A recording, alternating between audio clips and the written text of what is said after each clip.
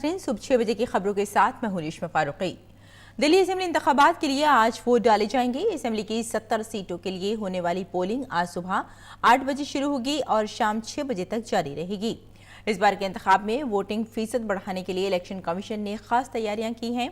साथ ही सिक्योरिटी के भी पुख्ता इंतजाम किए गए हैं। इस बार दिल्ली के असेंबली इंतखाबात में कुल 1,47,86,382 राय दहिंदगान हैं, जिनमें से 2,32,815 राय दहिंदगान 18 से 19 साल की उम्र के हैं।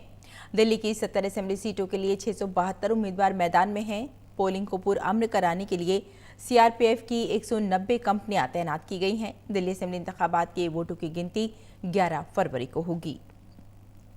और दिल्ली असेंबली इंतखाबात के लिए 70 असेंबली हलकों में आज होने वाली पोलिंग में कई वीआईपी उम्मीदवार मैदान में हैं। नई दिल्ली से आम आदमी पार्टी के सबसे बड़े चेहरे दिल्ली के वजीर आला अरविंद केजरीवाल हैं। वहीं दिल्ली असेंबली इंतखाबात में हिज़्ब इख्तिलाफ के लीडर विजेंद्र गुप्ता रोहिणी असेंबली हलके से अपनी किस्मत आजमा रहे हैं। पटपड़गंज सीट से आम आदमी पार्टी के उम्मीदवार हैं मनीष सिसोदिया। कपिल मिश्रा मॉडल टाउन से बीजेपी के लिए मैदान में हैं। अलका लांबा कांग्रेस की उम्मीदवार हैं चांदनी चौक से। और आतिशी आम आदमी पार्टी की उम्मीदवार हैं कालकाजी से। आरपी सिंह बीजेपी उम्मीदवार हैं। और राजेंद्र नगर से राम निवास गोयल आप के लीडर हैं। शादरा से गोपाल राय आप लीडर हैं। बाबरपुर से सौरभ भारद्वाज हैं आपके उम्मीदवार ग्रेटर कैलाश से। और शिखा राय हैं बीजेपी उम्मीदवार ग्रेटर कैलाश से। योगेंद्र चंदोलिया हैं बीजेपी से करोल बाग हलके से। राघव चड्ढा हैं आपके उम्मीदवार राजेंद्र नगर से। और हारून यूसुफ कांग्रेस के उम्मीदवार दिल्ली बल्ली मारान से। और आदर्श शास्त्री कांग्रेस उम्मीदवार द्वारका से इंतखाबी मैदान में अपनी किस्मत आजमा रहे हैं। शहरी अब आज़ादाना और मुनसिफाना इंतखाबात को यकीनी बनाने के लिए सी विजिल ऐप के जरिए मिसाली ज़ाब्ता अखलाक और अखराजात से मुताल्लिक़ खिलाफ वर्जियों की शिकायत दर्ज करा सकते हैं। इसके तहत अब पैसे बांटने, शराब या मंशियात बांटने, असलहा गोला बारूद की नुमाइश करने जैसी खिलाफ वर्जियों की इत्तला दी जा सकती है।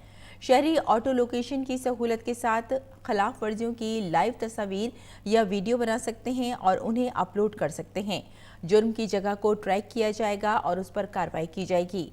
हर शिकायत पर हो रही कार्रवाई की सूरत हाल 100 मिनट के अंदर अपडेट की जाएगी। इस ऐप को ऐप स्टोर से डाउनलोड किया जा सकता है।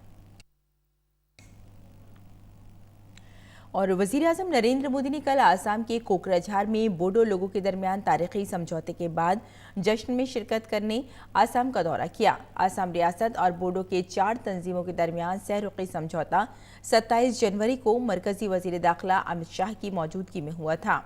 वज़ीर-ए-आज़म के कोकराझार पहुंचने पर बोडो के लोगों ने रिवायती अंदाज में फोक डांस के जरिए उनका शानदार इस्तकबाल किया।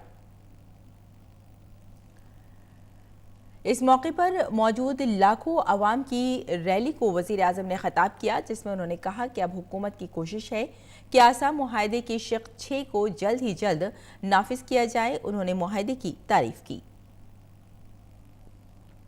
वज़ीर-ए-आज़म ने कहा कि मरकजी हुकूमत, आसाम हुकूमत और बोडो तहरीक से मुताल्लिक़ तंजीमों ने जिस तारीख़ी मुआहदे पर इत्तफ़ाक़ किया है, उसके बाद कोई मुतालबा बाकी नहीं रह गया है।